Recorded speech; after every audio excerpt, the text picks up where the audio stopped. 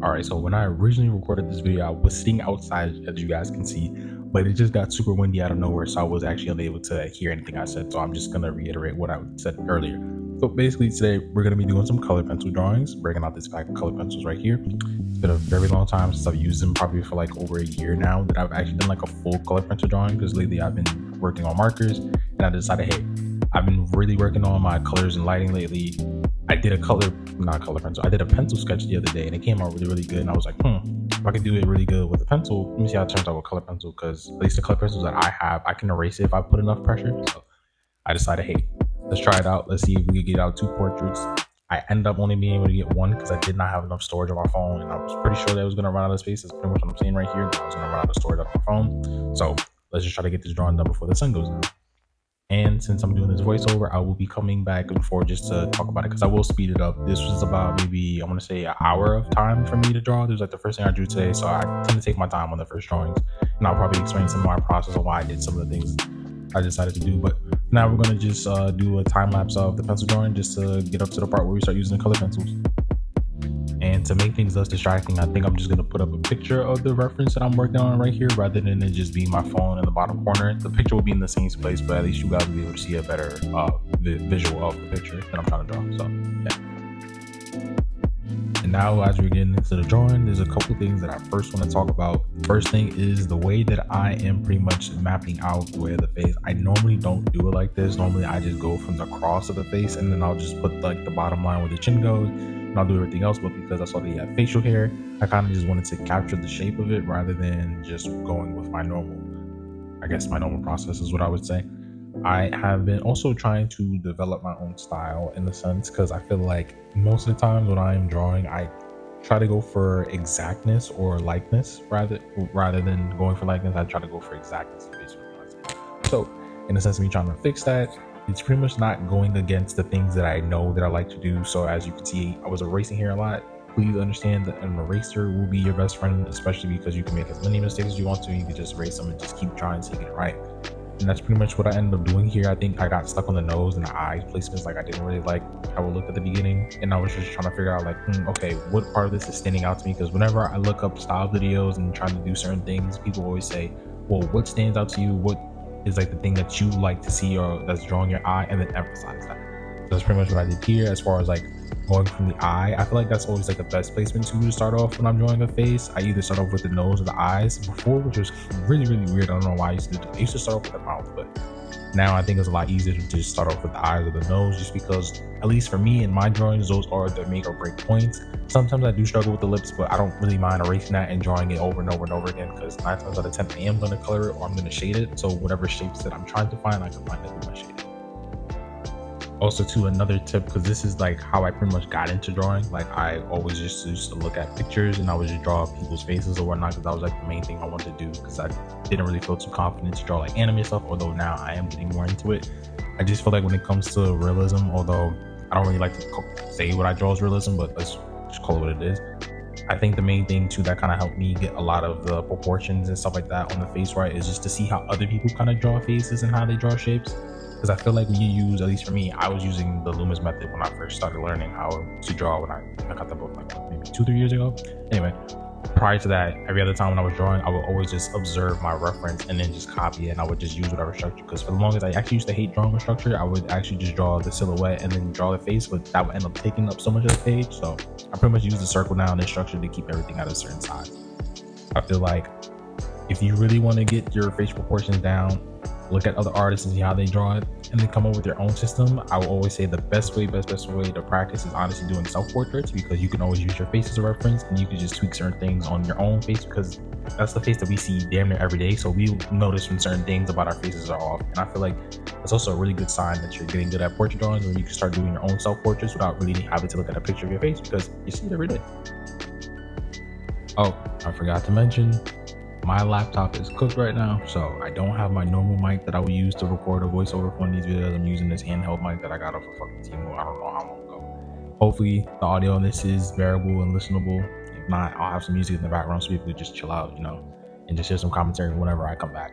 But for right now, I'm just gonna finish off the pencil sketch, and then we'll jump into the color pencil once this is done.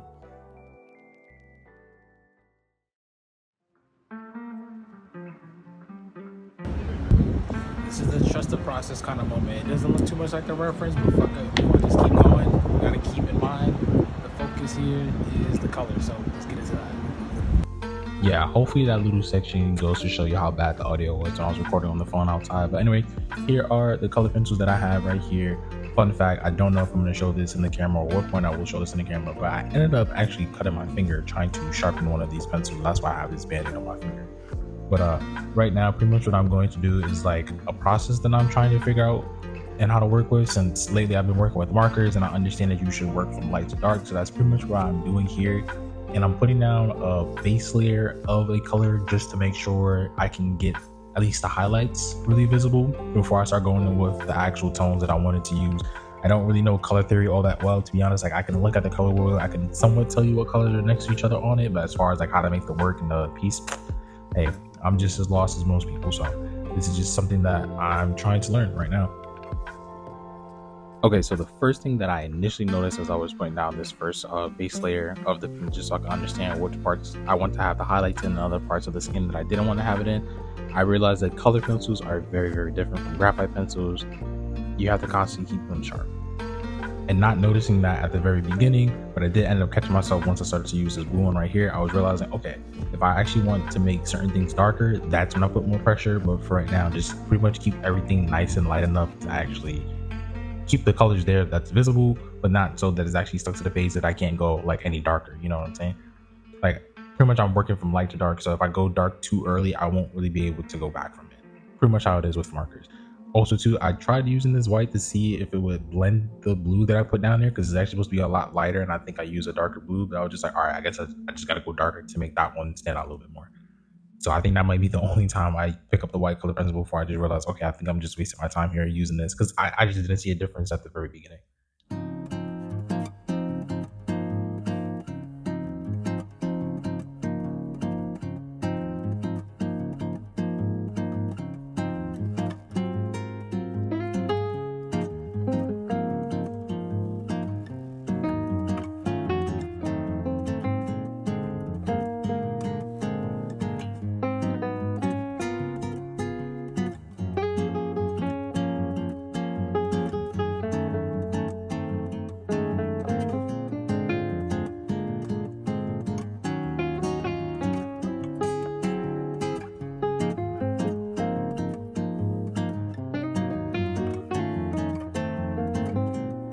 Okay, so as we're going down right here to add in our first layer of like skin tone, also mapping out our shadows, because that's pretty much what I like to do. I like to use the first base layer of the skin tone to kind of map out the shadows to just see how I want everything to stand out. And the one tip that I can give people too is learn how to shade according to form.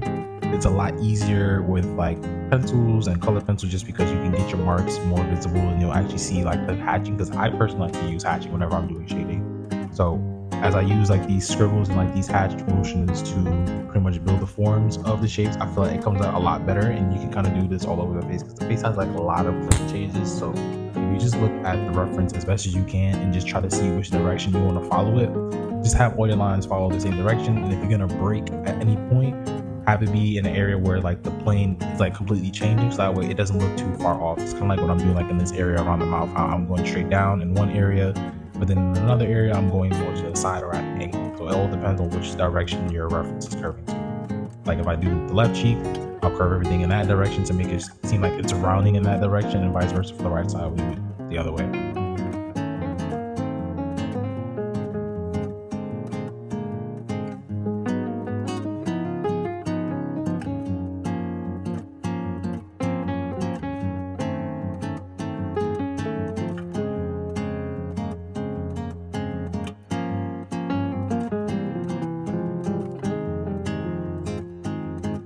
Also, another reason why I recommend going light, I think I might have said this already, but I'm just going to restate it again.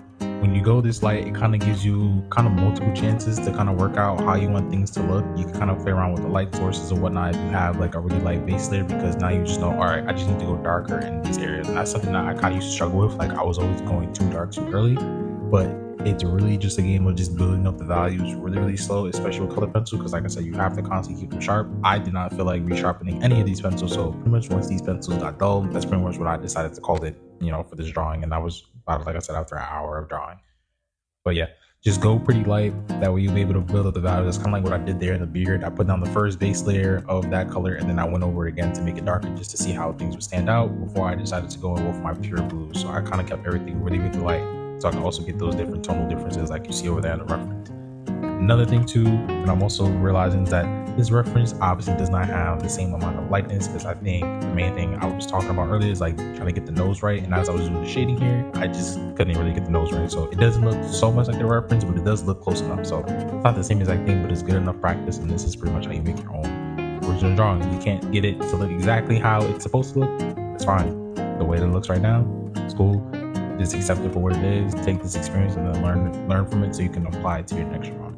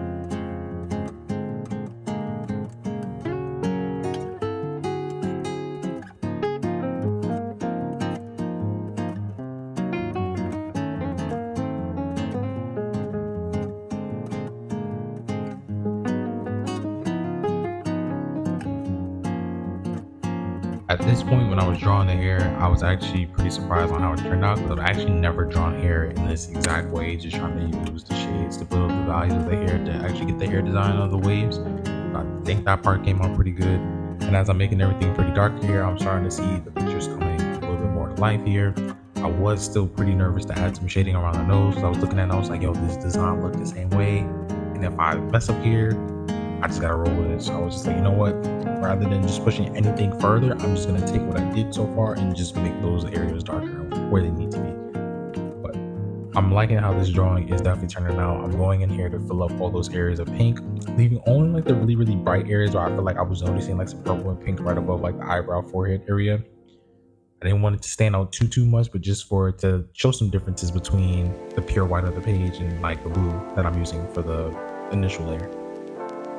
And then this simple part right here, doing this hard outline on the side of the face, was probably my favorite part of the drawing, because I think at this point right here, I kind of felt like all the decisions that I was making so far was actually starting to pay off. So this was like a big moment of me trusting the process right here. But yeah, it's about, I want to say maybe like 3 minutes left in this video. I am going to let it pretty much just play out. Probably come back just as I'm putting in the finishing details here. But yeah, overall, I just find this as a good way to practice a good warm-up.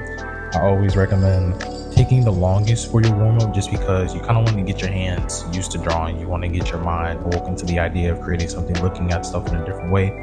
So if it doesn't come out the way that you want it to the first time, at least give it a try, so that way you can see where your level of skill is at the first time you do it, and that way you can start from level 0 and you just keep improving day after day after day after day, or whenever you have the time to draw. It doesn't have to be super long. Like it took me an hour to do this. It doesn't have to be like an hour. It can be 30 minutes. That's what I used to do. I used to always just draw on my lunch breaks, but now that I have more free time and more time on my hands, I'm just trying to draw as often as frequent as I can. And this is like one example of me trying to get more back into it, because as you're trying to find your style, you get a lot of influences, especially when you're on social media and you see a lot of people drawing certain stuff. It's just like, damn, I can't draw like this person, I can draw like that person.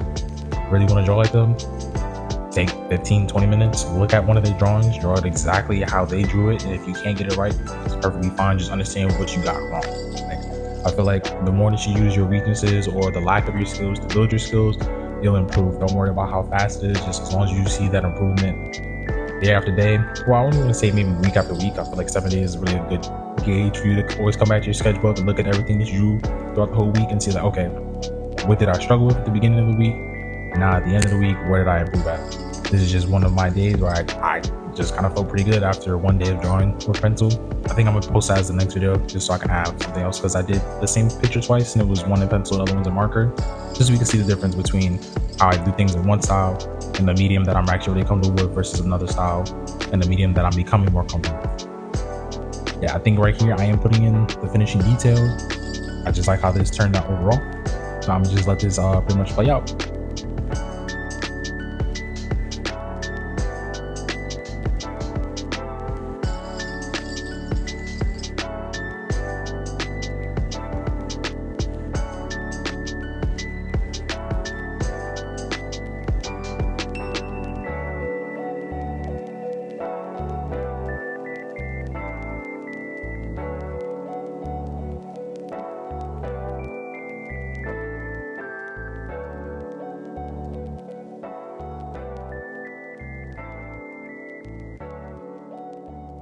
Okay, so now as we're ending up this drawing, here's my final takeaways from this drawing. Learning how to use light and color. You always want to work from light to dark. It gives you the ability to map out where your lights will be at and where your shadows at. You don't really have to worry about making so many mistakes. And even if you do make mistakes, working from light, you're building up the value so you can always stop yourself from going too dark too early. And then learning how to shade the form, just because it'll give you those hard edges and soft edges. So I hope this helps. This is more just of like a yap session to me, just talking about my art, just trying to give some advice in the best ways that I know possible. This is just what works for me. Try it out and see if it works for you. I hope this helps. Until the next video, thanks for watching.